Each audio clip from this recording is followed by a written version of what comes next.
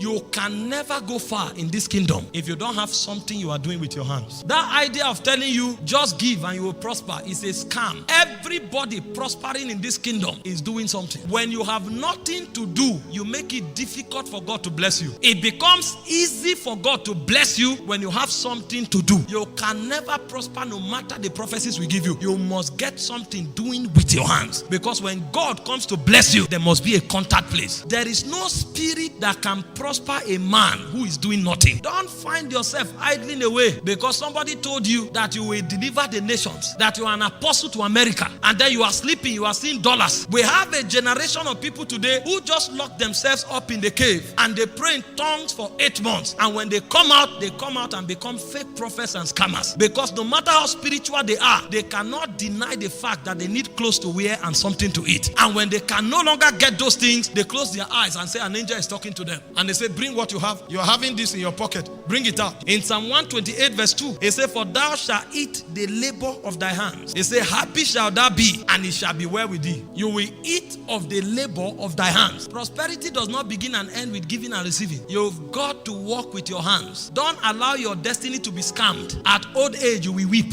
In Proverbs 16 verse 3, it says, commit thy works unto the Lord, and thy thoughts shall be established. In Proverbs 21:25, it said, the desire of the slothful killeth him. It said, for his hands refuse to labor. For the man that labors, he said, his thoughts shall be established. He said, but for the slothful, his desire will kill him, because his hands refuse to labor. You want to walk in honorable and true prosperity, you must find something doing with your hands. That's the foundation of prosperity, and prosperity with integrity. I told you from the beginning, for you to prosper, you must walk by mysteries and you must walk by instructions. If you violate these instructions, you will travel from coast to coast, receive all the impartation.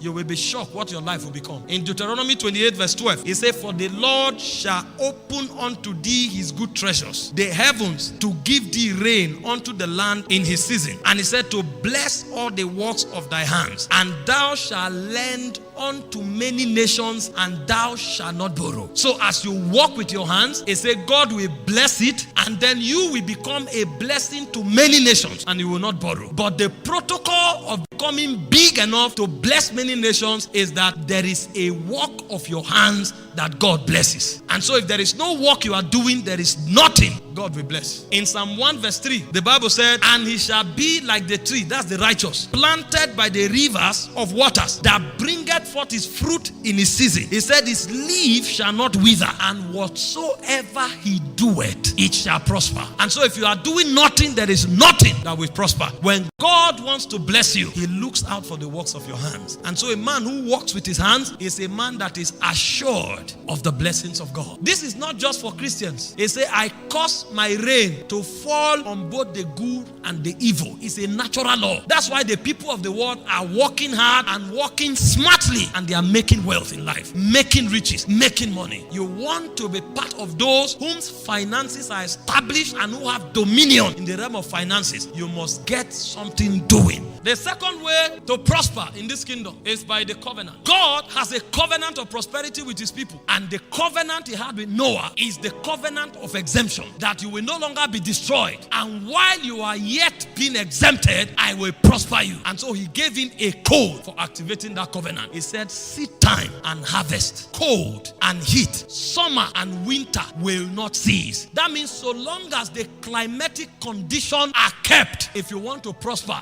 keep sowing.